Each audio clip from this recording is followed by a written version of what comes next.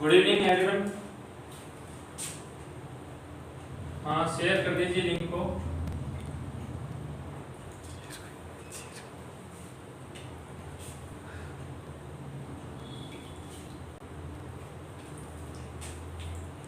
जैसा कि अपना टॉपिक चल रहा था बीएससी पार्ट सेकंड का जूलॉजी का, फर्स्ट यूनिट अपनी चल रही है डेवलपमेंटल बायो।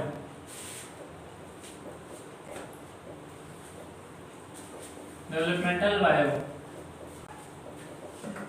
तो देखिए, डेवलपमेंटल बायोलॉजी या एम्ब्रियोलॉजी के अंतर्गत हमने सबसे पहले डेफिनेशन पढ़ी। डेफिनेशन पढ़ने के बाद हमने एम्ब्रियोलॉजी और डेवलपमेंट बायोलॉजी में डिफरेंस पढ़ा, और डिफरेंस करने के बाद हमने टॉपिक अपना इंपॉर्टेंट चल रहा है थ्योरीज ऑफ एम्ब्रियोलॉजी, अर्थात भ्रूणिकी के प्रमुख सिद्धांत। तो अपना टॉपिक चल रहा है भ्रूणिकी के प्रमुख सिद्धांत, और हमने पिछले सेशन के अंदर 11 जो सिद्धांत है अपने एम्ब्रियोलॉजी के वो पढ़ लिए। तो हमने एक बार दोबारा से रिवाइज कर लेते हैं।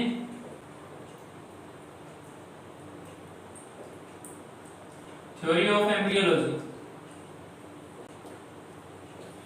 देखिए अपने बार बार इस टॉपिक को पढ़ रहे हैं क्योंकि ये अपने लिए बहुत ही महत्वपूर्ण टॉपिक है, और शायद ही कोई ऐसा एग्जाम हो, university exam BSc part second का जूलॉजी पेपर थर्ड का, जिसके अंतर्गत इस टॉपिक में से क्वेश्चन नहीं पूछे गए हो। अर्थात कोई भी ऐसी एग्जाम नहीं हुई है जिसमें इससे संबंधित क्वेश्चंस नहीं पूछा गया हो। कभी तो इसमें से छोटा क्वेश्चन पूछते हैं तो वो अपना नाम देके पूछ लेता है कि एपिजेनेसिस थ्योरी क्या है, अपने बेयर का नियम क्या है, जातीय आवर्तन का सिद्धांत क्या है, सीधा नाम देके पूछ लेता है। वो तो अपने छोटे बड़े क्वेश्चन है। अगर इस पर बड़ा क्वेश्चन अपने से पूछा जाता है तो वो पूछता है कि भ्रूणिकी के प्रमुख सिद्धांतों को समझाइए। भ्रूणिकी के प्रमुख सिद्धांतों को समझाइए, ये अपना बड़ा क्वेश्चन इस टॉपिक में से बनता है। तो देखिए अपने 11 सिद्धांत जो पढ़े। हेलो एवरीवन, आपकी संख्या बड़ी कम चल रही है भाई। देखिए टीचर को भी एक डोज की जरूरत होती है, एनर्जी की जरूरत होती है। जिस प्रकार से रिइंफोर्समेंट बच्चों को दिया जाता है जिसके कारण वो और ज्यादा मोटिव होकर अपनी स्टडी कर सकते हैं, उसी प्रकार टीचर को भी अपनी सुचारू क्लास को बनाए रखने के लिए रिइंफोर्समेंट की आवश्यकता होती है, जरूरत होती है, और वो आप में बहुत कम दिखाई दे रहा है।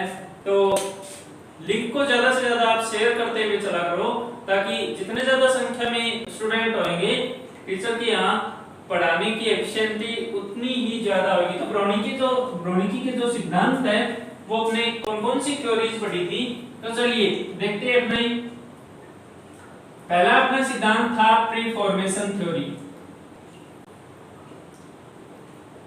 प्री फॉर्मेशन थ्योरी जिसे हमने नाम दिया था पूर्व रचना सिद्धांत। पूर्व रचना सिद्धांत कमेंट करके बताइए किसने प्रतिपादन किया था इस सिद्धांत का। प्री फॉर्मेशन थ्योरी का प्रतिपादन किसने किया था। अगला अपना जो सिद्धांत था वो था एपिजेनेसिस सिद्धांत। एपिजेनेसिस सिद्धांत जिसे हमने नाम दिया था पश्चजनन सिद्धांत या अनुजनन सिद्धांत।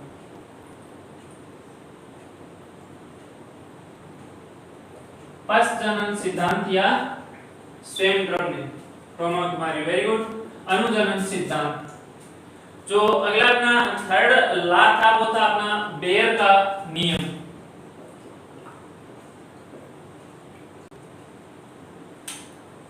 बेयर का नियम। अगला अपना जो नियम था वो था एकल का जाति आवर्तन का नियम या जाति पुनरावर्तन का नियम, जिसे हमने बायोजेनेटिक लॉ के नाम से जाना था।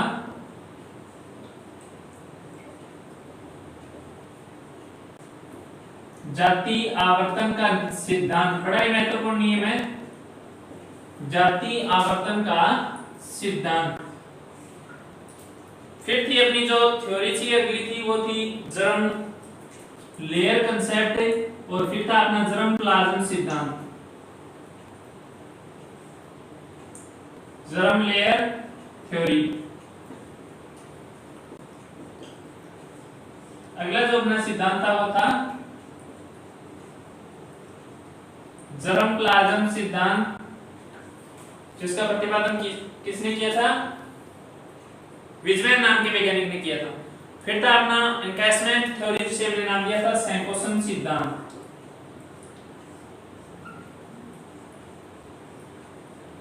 एनकैसमेंट थ्योरी या सैंकोसन सिद्धांत, सैंकोसन सिद्धांत। फिर हमने एक्सपेरिमेंटल बायो के कुछ सिद्धांत थे, कौन सा था? मोज़ेक सिद्धांत, मोज़ेक सिद्धांत। अगला था अपना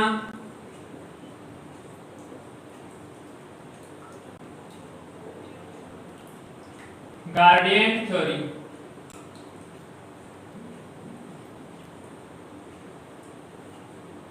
ये इसे हमने नाम दिया था प्रवणता सिद्धांत। तो गार्डियन थ्योरी और मोज़ेक थ्योरी जो है ये अपने एक्सपेरिमेंटल बायोलॉजी से संबंधित सिद्धांत थे। एक था अपना रेगुलेटिव सिद्धांत और लास्ट था अपना ऑर्गेनाइजर थ्योरी।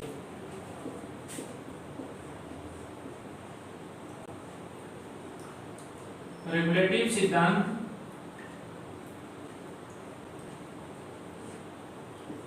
और अंतिम हमने कौन सा सिद्धांत पढ़ा था? ऑर्गेनाइजर थ्योरी, संघटक सिद्धांत।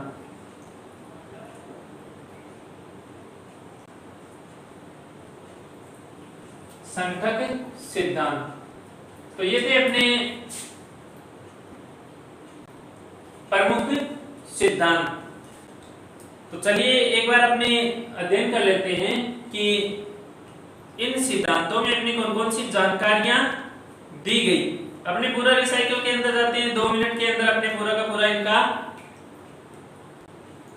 सारांश निकालते हैं कि किस प्रकार से इन सिद्धांतों के अंदर अपने को जानकारियां प्रदान की गई। तो देखिए प्रीफॉर्मेशन सिद्धांत के अनुसार स्पर्म के अंदर या ओव्यूल के अंदर जीव का एक छोटा रूप उपस्थित रहता है, जिसके द्वारा कालांतर में नए जीव का विकास होता है। और उस छोटे रूप को मनुष्य के लिए हमने क्या नाम दिया था? उसको हमने नाम दिया था होमनक्यूलस।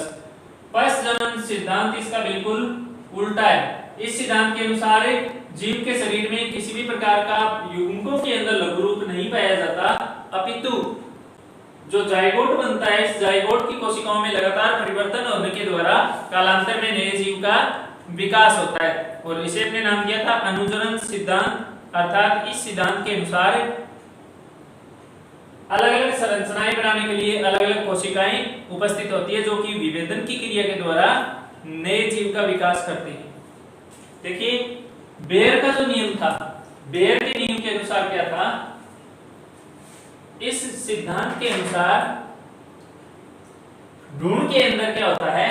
लगातार सामान्य लक्षण पहले और विशेष लक्षण बाद में आने का क्रम जारी रहता है। अर्थात जब भी भ्रूण का विकास होता है तो कॉमन कैरेक्टर पहले आते हैं और जो स्पेसिफिक कैरेक्टर होते हैं वो बाद में आते हैं। जातीय आवर्तन का सिद्धांत या जाति पुनरावर्तन का जो सिद्धांत है हेटल ने प्रतिपादन किया। इस सिद्धांत के अनुसार व्यक्तिवर्तीय इतिहास जातिवर्तीय इतिहास की क्या करता है? पुनरावृत्ति करता है। जर्म लेयर थ्योरी के अनुसार सर्वप्रथम भ्रूण के अंदर एक स्तरीय जो होता है प्रजनन स्तर है वो बनता है, फिर 2 स्तर बनते हैं और फिर 3 स्तर बनते हैं और इन तीनों स्तरों के द्वारा अलग अलग अंगों का विकास होता है। जर्म प्लाज्म थ्योरी के अनुसार किसी भी भ्रूण के अंदर 2 प्रकार के तरल उपस्थित रहते हैं। पहला होता है अपना सोमेटिक प्लाज्म और दूसरा होता है जर्म प्लाज्म। अर्थात पहला तो होता है अपना कायिक द्रव्य और दूसरा होता है अपना जरन द्रव्य। इस जर्म प्लाज्म के अंदर होने वाले परिवर्तन क्या होते हैं? अगली जनरेशन के अंदर स्थायी हो जाते हैं। सैंकोसन का सिद्धांत क्या कहता है? एनकैसमेंट थ्योरी क्या कहती है? निकोलस डी मालेवंस ने इसका प्रतिपादन किया था। तो इस सिद्धांत के अनुसार किसी भी व्यक्ति के अंदर उपस्थित भ्रूण के अंदर अगली संतति का, अगली जनरेशन का क्या उपस्थित होता है? भ्रूण उपस्थित होता है। और उस अगली जनरेशन के अंदर जो भ्रूण होता है उस भ्रूण के अंदर, उस एम्ब्रियो के अंदर नेक्स्ट जनरेशन का एम्ब्रियो उपस्थित रहता है। अर्थात एक भ्रूण के अंदर उससे अगली संतति के भ्रूण की संरचना पहले से पाई जाती है। ये था अपना एनकैप्सुलेट थ्योरी। मोज़ेक थ्योरी जैसा कि अपने को पता है कि अंडे के अंदर पाए जाने वाले अलग-अलग क्षेत्र होते हैं जिनको हम एक्टिव और पैसिव पोल के नाम से जानते हैं, एक्टिव और इनएक्टिव पोल के नाम से जानते हैं, सक्रिय और अक्रिय ध्रुव के नाम से जानते हैं। इन सक्रिय और अक्रिय ध्रुवों के मध्य क्या होता है, मोज़ेक या तरल जो होता है वो अलग-अलग उपस्थित रहता है और इस मोज़ेक का प्रत्येक पार्ट एक नए अंग का निर्माण करने में सक्षम होता है। अर्थात जो जाइगोट होता है या जो एग होता है उसके अंदर पाए जाने वाले तरल के अंदर अलग-अलग भागों के द्वारा अलग-अलग अंगों के निर्माण की क्षमता पाई जाती है। ये है अपना मोज़ेक सिद्धांत। और इस मोज़ेक थ्योरी का एक परिवर्तित रूप अपना गार्डियन थ्योरी है, प्रवणता सिद्धांत। प्रवणता का अर्थ जैसा कि मैंने आपको पहले बताया कि इसका अर्थ होता है बहना, अर्थात सक्रिय ध्रुव से अलक्रिय ध्रुव की तरफ और अलक्रिय ध्रुव से सक्रिय ध्रुव की तरफ तरल का प्रवाह होता है और इस प्रवाह के द्वारा उत्तरोत्तर नए अंगों का विकास होता है। रेगुलेटिव थ्योरी या इसे हम कहते हैं नियमनकारी सिद्धांत। तो इस सिद्धांत के अनुसार क्या है कि भ्रूण के अंदर देखिए मोज़ेक थ्योरी और गार्डियन थ्योरी दोनों लगभग समतुल्य हैं। इनके अनुसार भ्रूण के अंदर पाई जाने वाली प्रत्येक संरचना के दौरान अलग-अलग अंगों का निर्माण होता है। दोनों ही सिद्धांतों के अनुसार गार्डियन ने इतना कह दिया कि ये जो तरल है इसका प्रवाह सक्रिय से अक्रिय ध्रुव की तरफ और अक्रिय से सक्रिय ध्रुव की तरफ होता है। लेकिन नियमनकारी सिद्धांत क्या कहता है, इस सिद्धांत के अनुसार ड्रेस ने इस सिद्धांत का प्रतिपादन किया था। इसने ये बताया कि भ्रूण की प्रत्येक कोशिका के अंदर संपूर्ण जीव के विकास की क्षमता पाई जाती है। तो इसे हम बोलते हैं रेगुलेटरी थ्योरी। और फिर है अपना लास्ट था अपना सिद्धांत ऑर्गेनाइजर थ्योरी, ऑर्गेनाइजर सिद्धांत। तो देखिए ऑर्गेनाइजर थ्योरी है, इस सिद्धांत के अनुसार जीव के शरीर में पाई जाने वाली एक ऐसी कोशिका जो अपने आसपास के अन्य ऊतकों और अंगों को लगातार नए अंगों के निर्माण के लिए प्रेरण प्रदान करे, उसे हमने नाम दिया था ऑर्गेनाइजर। और ऑर्गेनाइजर के द्वारा प्रेरण प्राप्त करते हुए अन्य ऊतक और अंग क्या करते हैं, नए जीवों का विकास करने में सक्षम होते हैं। तो ये अपने ऑर्गेनाइजर सिद्धांत, संकट सिद्धांत के नाम से इसे जानते हैं। देखिए कहीं पर भी ऑनलाइन क्लास के अंदर कोई समस्या चल रही हो तो अपना कमेंट बॉक्स के अंदर आप कमेंट डाल दिया करो। कोई भी थ्योरीज, कोई भी कंसेप्ट आपका क्लियर नहीं हो रहा हो, जब तक माइंड के अंदर आपके वो समस्या रहेगी, जब तक आप उसको सोल्व नहीं कर पाते हो तब तक वो दिमाग से आपके दूर नहीं होगा कंसेप्ट। आप अपना कंसेप्ट यहाँ पे क्लियर करते हुए चलिए। तो आप पूछ लिया करो कमेंट बॉक्स के अंदर, कमेंट डाल के समझ में आ रहा है क्या, एक बार कमेंट कीजिए सारे। आ रहा है क्या, जो पढ़ा रहे हैं वो समझ में आ रहा है क्या? You feel any problem then you contact from our YouTube channel। Live chat का ऑप्शन हमने ऑन कर रखा है, कोई मतलब नहीं निकलता जब तक आप अपना रिस्पांस इस चैट के अंदर नहीं डालते हो। डालिए एक बार कमेंट बॉक्स के अंदर, कमेंट दीजिए, समझ में आ रहा है क्या, जो पढ़ा रहे हैं समझ में आ रहा है, फटाफट डालिए। राज Rajput, Monika Rathore, Brahma Kumari, yes sir very good. अब जितनी संख्या होगी उतनी कमेंट आएंगे। तो पहले तो आप अपनी देखिए ये प्लेटफॉर्म, ऑनलाइन प्लेटफॉर्म आपके लिए अवेलेबल उपलब्ध करवा रहे हैं, हमें अवेलेबल करवा रहे हैं और ऐप अपनी जारी हो चुकी है। उस पर आप क्लास लगाओगे तो वहां पे आपको उसके लिए एक निश्चित पे देना पड़ेगा, लेकिन यहाँ पे आपकी क्लास बिल्कुल फ्री ऑफ कॉस्ट है। तो यहाँ पे आप जो क्लास लगा रहे हो कम से कम ये तो रुचि लेके लगाया करो। इसका अर्थ क्या निकला, जब आपकी क्लास नहीं चल रही होती है तब आप हमेशा कहते हो सर क्लास लगाओ, सर क्लास लगाओ, सर क्लास लगाओ। जब सर क्लास लगा रहे हैं तब आप 9-11 हो जाते हो। तो एक तो ज्यादा से ज्यादा अपने लिंक शेयर कीजिए और नेक्स्ट क्लास के अंदर स्ट्रेंथ ये आपकी बढ़ी हुई होना चाहिए। देखिए आपका सपोर्ट, पहले मैंने बताया कि जब तक आपका सपोर्ट नहीं मिलेगा तब तक हम आपको एक्चुअल रूप से जितना आपको देना चाहिए उतना नहीं दे पाएंगे, क्योंकि टीचर के लिए एक सामने कितने स्टूडेंट है वो उसका सबसे बड़ा हथियार होता है। और अगर आपको समझ में नहीं आ रहा हो तब आप कमेंट बॉक्स के अंदर निसंकोच बिना किसी संदेह के बता दीजिएगा कि सर ये रिपीट कीजिए, दोबारा पढ़ाइए। तो हम बार बार से देखिए ये अपना तीसरी बार कंसेप्ट क्लियर हुआ है। 11 जो थ्योरीज है, सिद्धांत है इनका, और बार बार इसलिए करवा रहा हूं मैं ये आपको क्योंकि ये 100% आपके एग्जाम के अंदर पूछा जाएगा। अब कहते हैं बच्चे कि सर एग्जाम होगा तब पूछा जाएगा, तो बेटा ऐसा कोई आज तक नियम नहीं बना कि एग्जाम न हो। ठीक है, ये संकट की घड़ी चल रही है, तो इस संकट की घड़ी के जो काले बादल हैं बहुत जल्द हटेंगे, क्योंकि आशा पे दुनिया टिकी हुई है। और जैसे ही इन बादलों की छंटनी होगी, तुरंत ऊर्जा का एक नया सवेरा उदय होगा, नया सन आएगा, नया सूर्य आएगा उदयमान करने के लिए आपको। लेकिन तब तक अगर आपने किताबों का, बुक्स का या फिर अपनी स्टडी का साथ छोड़ दिया तो दोबारा से अपनी ट्रेन पटरी पे आनी महाभारत हो जाएगी। चलिए शुरू करते हैं अपने अगला टॉपिक। हमने पढ़ लिया अब तक थ्योरीज ऑफ एम्ब्रियोलॉजी। अब अपने आता है स्कोप या क्षेत्र क्या है इसका, इसकी ब्रांचेस कौन सी है और इसकी एप्लीकेशन क्या है, उपयोग क्या है। तो देखिए 2018 एग्जाम के अंदर पूछा गया था कि भ्रूणिकी की प्रमुख शाखाओं को समझाइए। तो देखिए वर्तमान समय में जैसा कि एम्ब्रियोलॉजी की बहुत सारी असंख्य शाखाएं चल रही है, लेकिन अपने क्षेत्रों के आधार पर, किस आधार पर एम्ब्रियोलॉजी को बांटा गया है, केवल उन्हीं 4-5 शाखाओं पर चर्चा करेंगे। इसके बाद अपने पढ़ेंगे इसकी इंपॉर्टेंस क्या है, एम्ब्रियोलॉजी की महत्व क्या है इसका, इसकी इंपॉर्टेंस क्या है और एप्लीकेशन क्या है, इनका अनुप्रयोग क्या है, किन क्षेत्रों में इसका उपयोग किया जाता है। तो अगला जो अपना टॉपिक है वो है भ्रूणिकी की शाखाएं, ब्रांचेज ऑफ एम्ब्रियोलॉजी।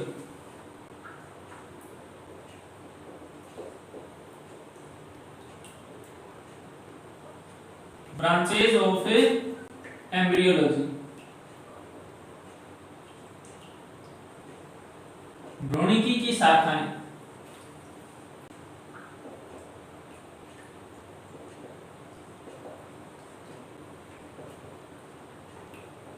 तो देखिए किस आधार पर जीवों का वर्णन किया जाता है, वो ही अपने भ्रूणिकी की प्रमुख शाखाएं हैं।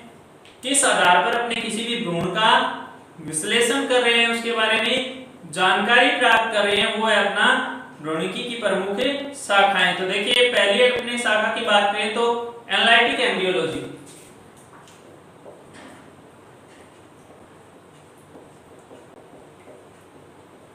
एनालिटिक एम्ब्रियोलॉजी या इसे हम बोलते हैं विश्लेषिक भ्रूणिकी। देखिए एनालिसिस इसे कहते हैं, जैसा मैंने आपको पहले बताया कि जैसा वर्ड हो ना उसमें से आप डेफिनेशन खींच के निकाल लिया करो। एनालिटिक अर्थात एनालिसिस। देखिए हम विश्लेषण करते हैं, किसी चीज का विश्लेषण करते हैं। 5 स्टूडेंट हो गए, 10 स्टूडेंट हो गए, 20 स्टूडेंट हो गए, उनके बीच में मंथन हो रहा है कि फलाना टीचर अपने को कैसा पढ़ा रहा है, तो वो क्या कर रहे हैं, उस टीचर का विश्लेषण कर रहे हैं। एक टीचर ऑब्जर्वेशन करता है बच्चों का, 100 की क्लास के अंदर 100 बच्चे बैठे हुए हैं, अब उसमें से अपने कितने बच्चे होशियार है उनको वो ए सेक्शन के अंदर लगाएगा, जो बच्चे मीडियम है बी के अंदर लगाएगा, और जो और ज्यादा इंप्रूवमेंट की जिनको आवश्यकता होती है उनको सी सेक्शन के अंदर डिवाइड कर देगा।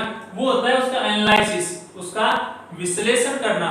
तो भ्रूणिकी की वह शाखा जिसके अंतर्गत भ्रूण की विभिन्न कार्य क्षेत्रों का विश्लेषण किया जाता है उसे क्या कहते हैं, एनालिटिक एम्ब्रियोलॉजी के नाम से जानते हैं। अर्थात विश्लेषण के लिए अपने कौन कौन सी विधियां काम में लेते हैं, बताइए विश्लेषण के लिए अपने कौन कौन सी विधियां काम में लेते हैं। देखिए विश्लेषण अलग प्रकार का होता है। अगर अपने रेडियो एक्टिव पदार्थ का विश्लेषण कर रहे हैं तो उसके लिए अपने ट्रेसर तकनीक का इस्तेमाल करेंगे। अगर अपने रासायनिक आधार पर पदार्थों का विश्लेषण कर रहे हैं तो उसके लिए अपनी कौन सी विधि काम में लेंगे, क्रोमेटोग्राफी विधि काम में लेंगे। अगर अपने मस्तिष्क वगैरह की जांच कर रहे हैं तो उसके लिए अपनी कौन सी विधि काम में लेंगे, स्कैनिंग तकनीक काम में लेंगे। और इसी प्रकार अपने इलेक्ट्रोकार्डियोग्राफी ये भी विश्लेषण की एक तकनीक है, इसके द्वारा भी अपने एनालिसिस कर सकते हैं। सिंपल भाषा में अपने यूं कहें कि किसी भी भ्रूण की विभिन्न संरचनाओं का वर्णन करने के लिए अपने भ्रूण विज्ञान की जिस शाखा का इस्तेमाल करते हैं उसे हम क्या नाम देते हैं, एनालाइटिक एम्ब्रियोलॉजी के नाम से जानते हैं। तो देखिए इस भ्रूणिकी की शाखा जो है इसकी नींव किसने डाली, मॉर्गन ने डाली। क्या जानते हो मॉर्गन के बारे में, मॉर्गन के बारे में क्या जानते हो? ड्रोसोफिला मेलेनोगास्टर जिसे हम फलमक्खी के नाम से जानते हैं, उससे ड्रोसोफिला मेलेनोगास्टर पर जेनेटिक्स के जो अध्ययन है वो किसने किए थे, मॉर्गन ने किए थे। उत्परिवर्तन के जो अध्ययन है वो किसने किए थे, वो भी मॉर्गन ने किए। ड्रोसोफिला मेलेनोगास्टर की आंखों का रंग जो रेड और व्हाइट है, उनमें जो म्यूटेशन के कारण जो चेंजेस आए उनका अध्ययन करने के लिए मॉर्गन को उत्तरदायी माना जाता है। तो विश्लेषण भ्रूणिकी की जो नींव है वो मॉर्गन से शुरू होती है और इस तकनीक के द्वारा अपने भ्रूण विज्ञान का एनालिसिस करते हुए अध्ययन करते हैं और भ्रूण के इस एनालिसिस के लिए अपने ट्रेसर, क्रोमेटोग्राफी, स्केल, इलेक्ट्रोकार्डियोग्राफी आदि विभिन्न विधियों का इस्तेमाल करते हैं, उपयोग करते हैं। तो ये होगी अपनी पहली शाखा एनालाइटिक एम्ब्रियोलॉजी।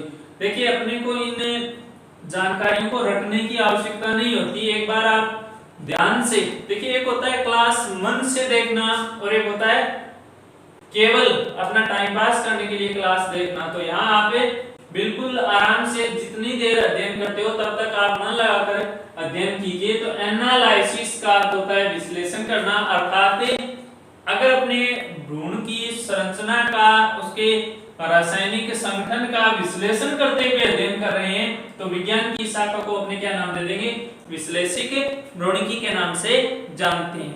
अगली जो अपनी शाखा है डिस्क्रिप्टिव एम्ब्रियोलॉजी।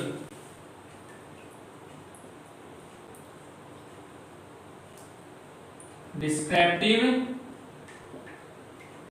एम्ब्रियोलॉजी देखिए यहाँ डिस्क्राइब टाइप के क्वेश्चन जो अपने होते हैं वो किस प्रकार के होते हैं, वर्णनात्मक प्रकार के क्वेश्चन जो कि अपने बड़े क्वेश्चन होते हैं, उसी पर आधारित है ये वर्णनात्मक भ्रूणिकी। अर्थात अपने यहाँ क्या करेंगे, जायगोट से लेकर प्रसव के बाद जो शिशु माता के शरीर से बाहर निकलना है वहां तक की जो संरचनाएं होती है इनका क्या करेंगे, संपूर्ण वर्णन करेंगे। तो विज्ञान की वह शाखा जिसके अंतर्गत अपने विभिन्न प्रकार की भ्रूणीय संरचनाओं का विस्तृत वर्णन करते हैं उसे हमें भ्रूणिकी के नाम, कौन सी भ्रूणिकी के नाम से जानते हैं, डिस्क्रिप्टिव भ्रूणिकी के नाम से जानते हैं। और इस ब्रांच का प्रारंभ अरस्तु से हुआ और वोन बेयर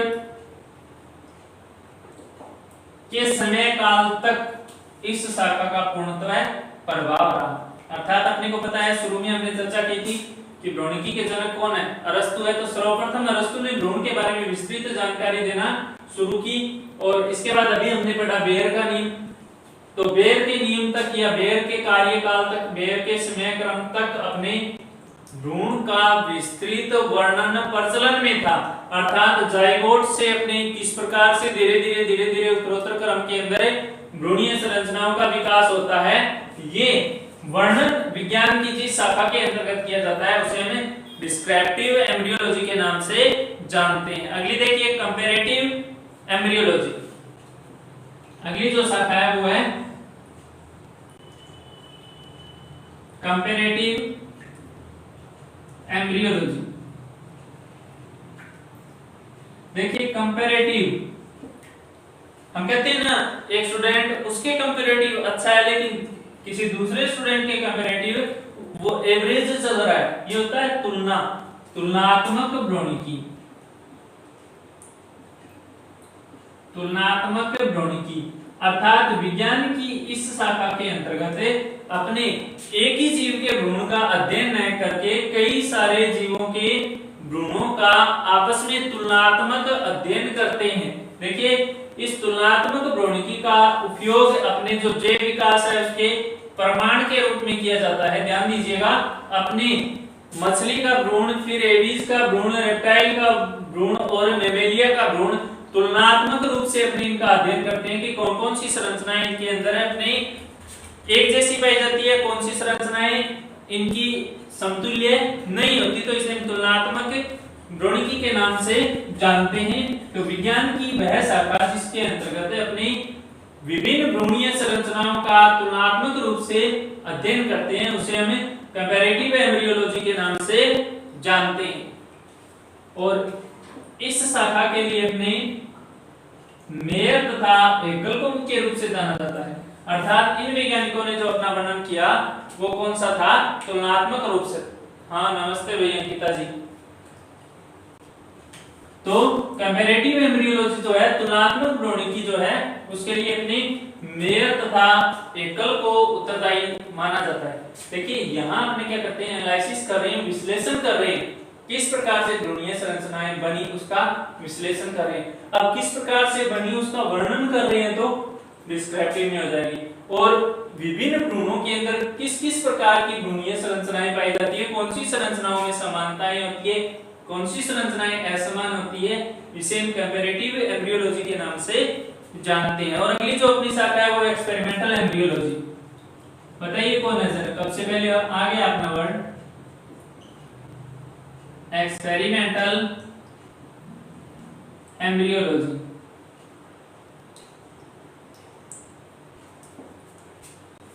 एक्सपेरिमेंटल प्रयोगात्मक भ्रूणिकी के नाम से इसे हम जानते हैं। प्रयोगात्मक भ्रूणिकी, प्रयोगात्मक भ्रूणिकी के जनक किसको माना जाता है? देखिए, अब मैंने भ्रूणिकी के जनक बताया, फिर आधुनिक भ्रूणिकी के जनक बताया, और फिर मैंने बताया था प्रयोगात्मक भ्रूणिकी के जनक किसे कहते हैं? विलियम ब्रुक्स को प्रयोगात्मक भ्रूणिकी का जनक माना जाता है। William brooks. तो देखिए, हाँ रोमा कुमारी, वेरी गुड, विलियम ब्रुक्स। देखिए ये हो गई अपनी एम्ब्रियोलॉजी की 4 ब्रांचेज, 4 शाखाएं। फिर है अपनी, देखिए यहाँ सिंपल सा है, एक्सपेरिमेंटल एम्ब्रियोलॉजी के अंतर्गत अपने क्या करते हैं, प्रयोग करते हुए जो सिद्धांत दिए गए उन सिद्धांतों की पुष्टि करते हैं। अगर बता दिया कि भ्रूण के अंदर 3 प्रजनन स्तरों में से ये लेयर एक्टोडर्म इनका निर्माण करेगी, तो अपने प्रयोगों के द्वारा नियंत्रित माध्यम के अंदर अपने उस एक्टोडर्म की कार्य प्रणाली को समझाने के लिए अपने क्या करेंगे, एक्सपेरिमेंट करेंगे, प्रयोग करेंगे, और फिर अपने प्रयोगों के द्वारा उससे सिद्धांत की उस धारणा की पुष्टि करेंगे। तो यहाँ एक्सपेरिमेंटल जो एम्ब्रियोलॉजी है, इस शाखा के अंतर्गत अपने विभिन्न प्रकार के प्रयोग करते हैं। अब वो प्रयोग करने के लिए, जैसा कि अपने आगे पढ़ेंगे गैस्ट्रुला भवन की जो क्रिया है, उस दौरान अपने ये देखेंगे कि एक मेथड आती है मार्कर मेथड। इस पद्धति के अनुसार अपने एक आती है कार्बन डेटिंग मेथड। इन दोनों ही पद्धतियों के अनुसार अपने क्या करेंगे, भ्रूण के अंदर जो अलग अलग स्तर होते हैं उनको मार्क किया जाता है, चिन्हित किया जाता है। कालांतर में उस चिन्हित भाग के द्वारा भ्रूण का कौन सा अंग विकसित होगा उसका वर्णन किया जाता है, किसके द्वारा, प्रयोग के द्वारा। तो इस शाखा को अपने क्या नाम दे देंगे, एक्सपेरिमेंटल एम्ब्रियोलॉजी के नाम से जानते हैं। अगली जो अपनी शाखा है वो है केमिकल एम्ब्रियोलॉजी, रासायनिक भ्रूणिकी।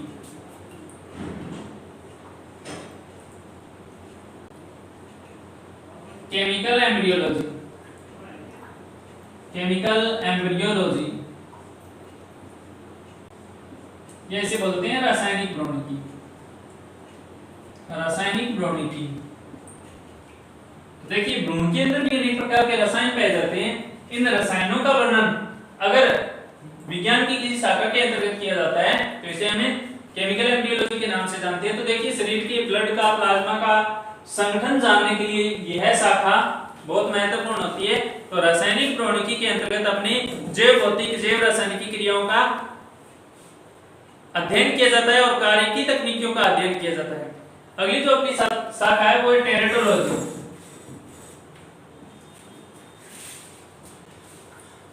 टेरेटोलॉजी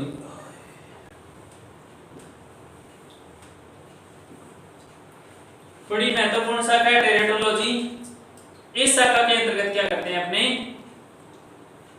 देखिए टेरेट शिशु, टेरेट संतति कहते किसे? पहले तो ये बताइए टेरेट से तात्पर्य क्या होता है? एक सामान्य संतति के अलावा अगर असामान्य संतति उत्पन्न होती है तो वो संतति कहलाती है अपनी टेरेट संतति। और टेरेट संतति का वर्णन विज्ञान की जिस शाखा में किया जाता है, भ्रूण विज्ञान की जिस शाखा में किया जाता है उसे मैंने नाम दे दिया टेरेटोलॉजी, अर्थात जन्मजात जो दोष होते हैं। कौन से दोष से? जन्मजात। कोई शिशु है, उस शिशु के अंदर अंगुलियां 5 के स्थान पर क्या आ रही है? 6 आ रही है। किसी शिशु के अंदर जन्म के साथ पूंछ का विकास हो गया। किसी शिशु के ट्विन शिशु के अंदर जो यमज होते हैं इनके अंदर आपस में जुड़े हुए कमर हो गई, जुड़े हुए सिर हो गई। किसी शिशु के अंदर 2 के स्थान पर 3 आंखें हो गई, तो वो संतति कहलाएगी टेरेट संतति, जो सामान्य से अलग होती है। इसे विकृत संतति के नाम से भी जानते हैं। और ये जो दोष होते हैं ये क्या होते हैं? जन्मजात होते हैं। तो जन्मजात दोषों का अध्ययन विज्ञान की जिस शाखा के अंतर्गत किया जाता है उसे हम टेरेटोलॉजी के नाम से जानते हैं। और टेरेटोलॉजी के दौरान अपने शिशु के अंदर होने वाले आनुवंशिक दोषों का पता लगाकर, कारण जानकर उन दोषों के निदान का प्रयत्न किया जाता है। अगली जो अपनी शाखा है वो है विश्लेषिक भ्रूणिकी, जिसके अंतर्गत अपने क्या करते हैं? एनालिसिस करते हैं, विश्लेषण करते हैं। यहाँ आगे अपनी एनालिटिकल टेरेटोलॉजी विश्लेषिक शाखा, विश्लेषिक भ्रूणिकी बड़ी महत्वपूर्ण शाखा है। एनालिटिक पहली होगी अपनी, इसके समताल्य है विश्लेषिक भ्रूणिकी। ये जरा आपने बात करें तो देखिए यहाँ ध्यान दीजिएगा, ये जो एनालिटिक एम्ब्रियोलॉजी या विश्लेषिक भ्रूणिकी है इसे आधुनिक भ्रूण विज्ञान की संज्ञा दी जाती है। क्या कहते हैं? प्रश्न पूछ लिया जाए छोटा कि आधुनिक समय में भ्रूण विज्ञान या एम्ब्रियोलॉजी की कौन सी शाखा सर्वाधिक प्रचलन में है या फिर कौन सी शाखा का सर्वाधिक उपयोग किया जाता है, तो अपना आंसर किस तरफ जाएगा? एनालिटिक एम्ब्रियोलॉजी की तरफ जाएगा, विश्लेषिक भ्रूणिकी के नाम से जाएगा, भ्रूणिकी की तरफ जाएगा, क्योंकि इसे आधुनिक भ्रूण विज्ञान के नाम से जानते हैं। तो देखिए ये होगी अपनी एम्ब्रियोलॉजी की प्रमुख शाखाएं। सबसे पहले बात करें अपने, दोबारा से ध्यान दीजिएगा, एनालिटिक एम्ब्रियोलॉजी वर्तमान समय में सर्वाधिक जो भ्रूण विज्ञान की शाखा का उपयोग किया जाता है उसे हमें एनालिटिक या विश्लेषिक भ्रूणिकी के नाम से जानते हैं। देखिए अपने अल्ट्रासाउंड करवाते हैं, गर्भावस्था के दौरान माता के गर्भ में पलने वाले शिशु की जो क्रियाविधि है, उसकी हार्टबीट सामान्य चल रही है या नहीं चल रही है, उसके अंदर किसी प्रकार का जेनेटिक दोष है या नहीं है, उसकी मूवमेंट जो होती है वो सामान्य है या नहीं है गर्भाशय के अंदर। तो इस प्रकार की जो घटनाएं हैं इनका पता लगाने के लिए अपने क्या किया जाता है? अल्ट्रासाउंड किया जाता है, स्कैन की तकनीक काम में ली जाती है। ठीक इसी प्रकार अगर भ्रूण के अंदर कोई केमिकली घटक उपस्थित है तो उसका पता लगाने के लिए अपने क्रोमेटोग्राफी टेक्निक का इस्तेमाल करते हैं। अलग अलग जो पेपर होते हैं, पेपर के ऊपर क्रोमेटोग्राफी के दौरान अलग अलग प्रकार के क्रोम या रंगों की पट्टियां बन जाती है, जिसके द्वारा अपने उस घटक के बारे में जानकारी प्राप्त करते हैं। ट्रेसर रेडियोएक्टिव विकिरण के द्वारा अपने भ्रूण के अंदर देखिए, ट्रेसर तकनीक के दौरान एक अति सूक्ष्म मात्रा में रेडियोएक्टिव पदार्थ को किसी घटक के साथ जोड़ते हुए शरीर के अंदर एंटर करवाया जाता है। अब वो मूवमेंट करते हुए विभिन्न अंगों में जाता है और जहां पे विसंगति होगी इस रेडियोएक्टिव ट्रेसर के द्वारा उस विसंगति का पता लगा लिया जाता है। इसे हम ट्रेसर टेक्निक के नाम से जानते हैं। इलेक्ट्रोकार्डियोग्राफी के द्वारा भी अपने हार्ट संबंधी क्रियाविधियों का पता लगाया जाता है। एमआरआई के द्वारा अपने मस्तिष्क की क्रियाओं का पता लगाया जाता है। तो ये सारी की सारी जितनी भी जांच होती है ये अपने एम्ब्रियो की अगर करें तो कौन सी शाखा के अंतर्गत इसका अध्ययन किया जाएगा? एनालिटिक एम्ब्रियोलॉजी के अंतर्गत, विश्लेषिक भ्रूणिकी के अंतर्गत किया जाएगा। इसे हम आधुनिक भ्रूण विज्ञान के नाम से जानते हैं, क्योंकि भ्रूणीय असामान्यताओं का पता लगाने में इस शाखा का सबसे बड़ा योगदान रहता है। सबसे पहले तो अपने को जानकारी होनी चाहिए कि गर्भ के अंदर, माता के शरीर के अंदर जो होता है भ्रूण, वो सामान्य वृद्धि और विकास कर रहा है या नहीं कर रहा। तो इसका पता लगाने के लिए अपने कौन सी शाखा उतर रही है, विश्लेषिक भ्रूणिकी।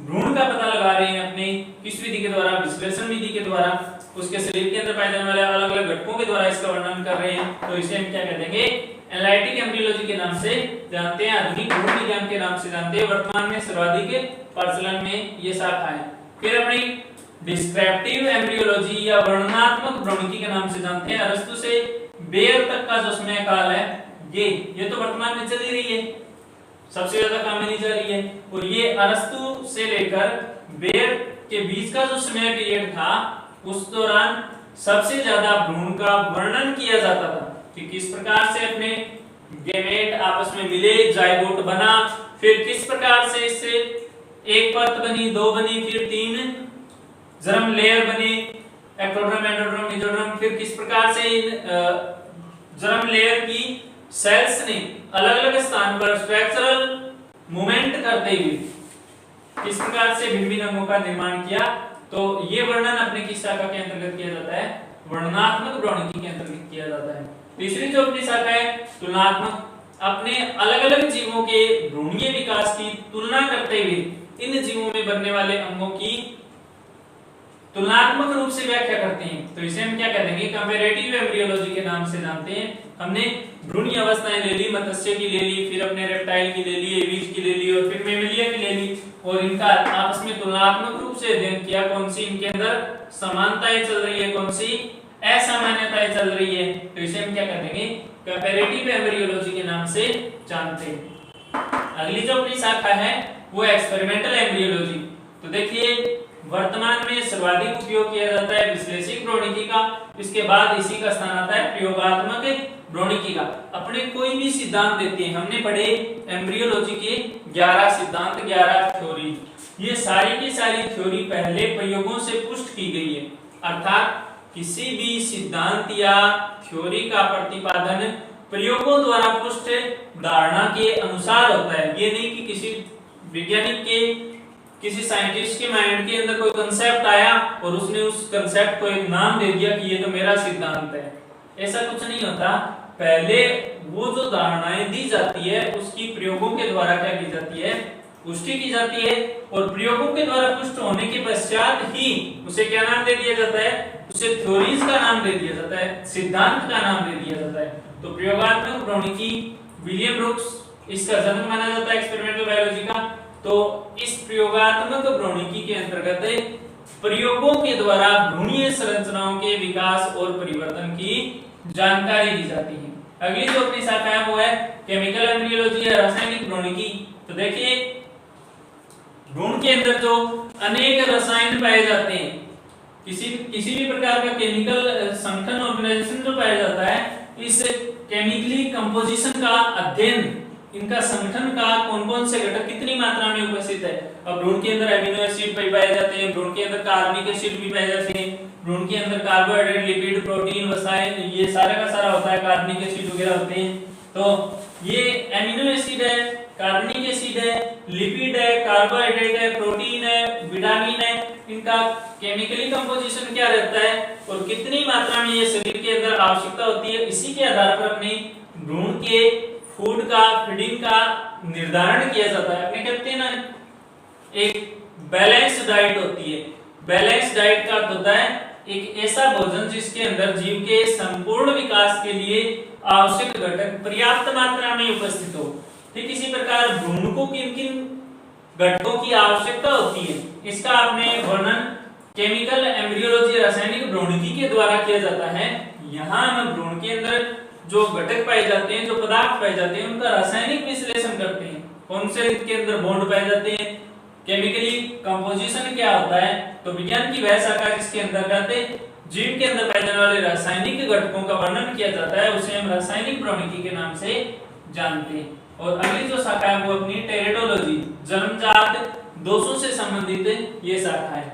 अर्थात देखिए कारण क्या रहता है टेरेट संतति उत्पन्न होने का, तो सबसे बड़ा और महत्वपूर्ण कारण अपने को पता है, जहां पे भी जेनेटिक्स वर्ड आता है वहां अपने जीन दिमाग के अंदर एक शब्द उभर कर आएगा। मनुष्य के शरीर के अंदर 20,000 से 30,000 की संख्या में जीन उपस्थित है और ये जो जीन होते हैं ये जीव के समस्त गुणों को धारण किए रहते हैं, अर्थात अपने त्वचा का रंग, बालों का रंग, आंखों का रंग किस प्रकार का होएगा, ये सारा का सारा जीनों के द्वारा नियंत्रित होता है। अगर किसी कारण से इन जीनों के अंदर विकृति आ जाए तो न्यूक्लियोटाइड के अंदर चेंजेस हो जाएंगे और वो जो चेंजेस है उसके कारण वो न्यूक्लियोटाइड जिस संरचना का निर्धारण करते हैं, जिस प्रोटीन का संश्लेषण करते हैं, वो प्रोटीन उन एमिनो अम्लों में इफेक्ट के कारण, प्रभाव के कारण वो सही नहीं बन पाएगी और संतति जो होगी वो सामान्य के अलावा उत्पन्न होगी, अर्थात विकृत उत्पत्ति होगी और विकृत उत्पन्न इस संतति को अपने नाम दे देंगे टेरेट संतति। हाँ, ये बर्थ डिफेक्ट है, एक बर्थ डिफेक्ट है, एक प्रकार का जन्मजात दोष है। तो विज्ञान की वह शाखा जिसके अंतर्गत जीवों के जन्मजात दोषों का पता लगाकर उनके निदान का प्रयत्न किया जाता है, उसे हम टेरेटोलॉजी के नाम से जानते हैं। तो भ्रूण के स्वस्थ विकास के लिए विज्ञान की कौन सी शाखा उत्तरदायी है, या हम यूं कहें कि भ्रूण के अंदर होने वाले जन्मजात दोषों का पता लगाने के लिए, विश्लेषण करने के लिए विज्ञान की कौन सी शाखा का उपयोग किया जाता है। तो अपना आंसर किस तरफ जाएगा, टेरेटोलॉजी की तरफ जाएगा। तो ये अपने एम्ब्रियोलॉजी या भ्रूणिकी की प्रमुख शाखाएं, analytical embryology, descriptive embryology, comparative embryology, experimental embryology, chemical embryology और टेरेटोलॉजी। आप स्क्रीनशॉट भी लेकर इनका अध्ययन कर सकते हो। अपने को इन शाखाओं का, ब्रांचेस का जानकारी होना आवश्यक है, ज्ञान इनके बारे में होना आवश्यक है, तभी अपने इनका वर्णन कर पाएंगे। तो अगला जो अपना टॉपिक बचा है एम्ब्रियोलॉजी का, इसके बाद अपने गैमेटोजेनेसिस की क्रिया प्रारंभ करवाएंगे। तो अगला अंतिम जो एम्ब्रियोलॉजी का अपना टॉपिक बचा हुआ है वो है अपना एम्ब्रियोलॉजी का स्कोप या क्षेत्र या फिर इसकी एप्लीकेशन या अनुप्रयोग। तो वो अपने पढ़ेंगे नेक्स्ट लाइव क्लास के अंदर। आज के लिए इतना ही, आप अच्छी तरह से इनका अध्ययन कीजिए। धन्यवाद।